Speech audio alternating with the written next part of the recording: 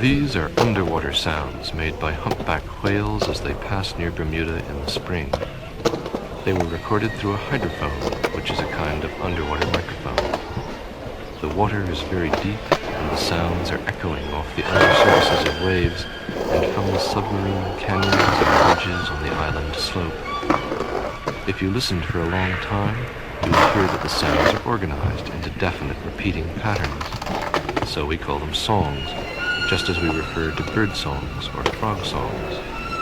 Unlike bird songs, humpback songs are very long, 6 to 30 minutes, and are strung together without pauses between them. They are probably the longest, loudest, and slowest songs in nature.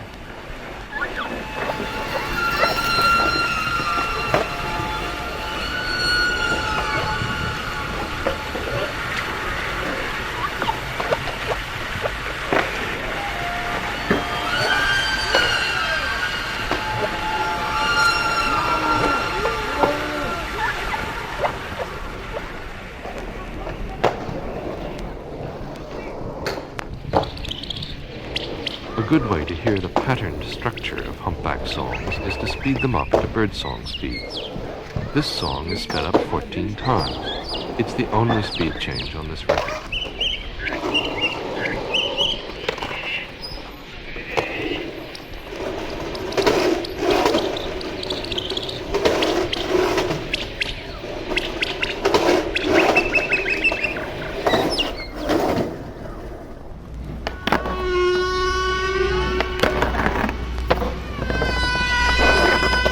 Here is part of the same song played at its natural speed and pitch, just the way other whales hear it. All the sounds are made by one whale, both the high squeaky tones and the low rumbly ones.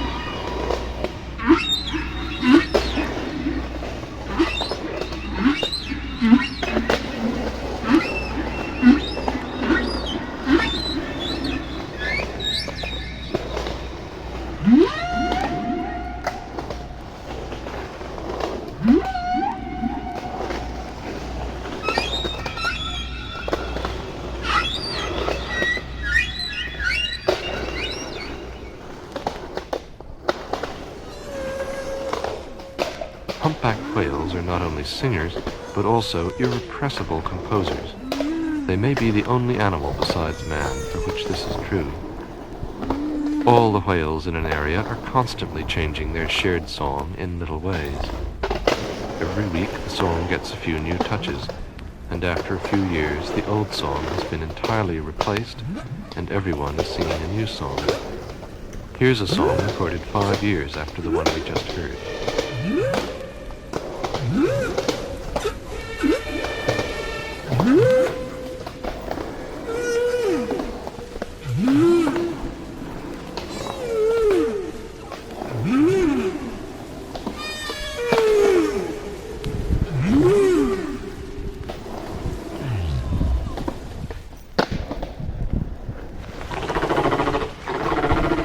Humpback whales gather and sing near many other tropical islands, and one of these is Hawaii. The songs are different from those in Bermuda, but they have the same form. This is a Hawaiian humpback song. Because this whale was in shallower water, the booming echoes of the deep are less apparent.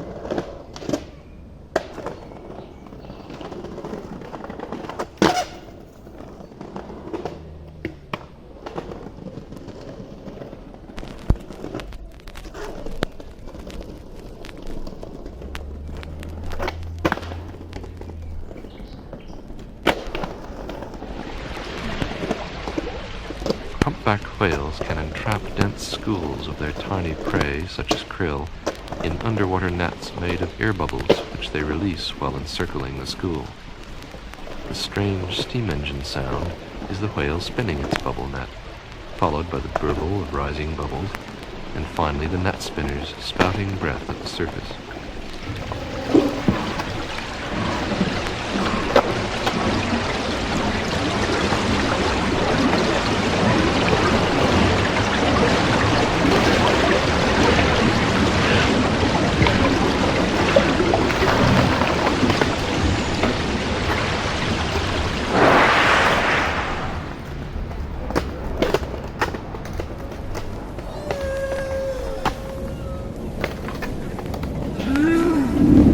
One of the loveliest nights I ever spent at sea was on April 13th, 1970. It wasn't calm, and our little boat bowed and dipped, turning to the high waves left over from the storm.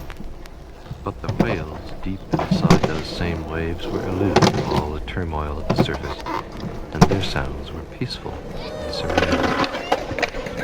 The recording you will now hear was carried on board a Voyager spacecraft into outer space. The reason for including such a strange message, one of many greetings from Earth, is that there is a remote chance, sometime within the next 1.2 billion years, the expected lifetime of the spacecraft, that some other spacefaring civilization may find this bottle tossed into the cosmic ocean and decode its message from Earth.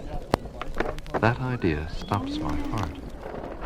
The songs of whales, so long confined within the vaults of the sea, have in the span of just 20 years burst through its surface, flowed over the land, conquered the hearts of their age-old enemy, man, and are now bound on a 1.2 billion year journey that will spread them throughout the galaxy.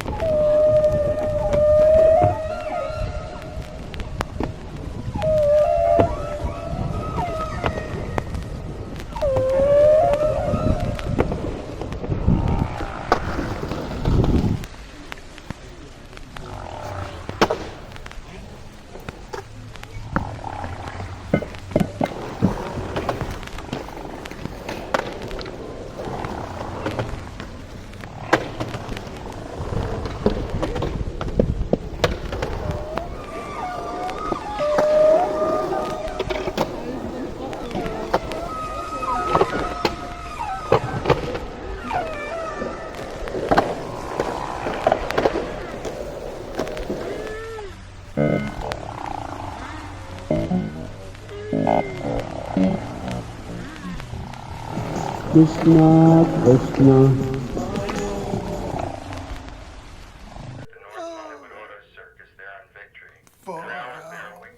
For fucking out.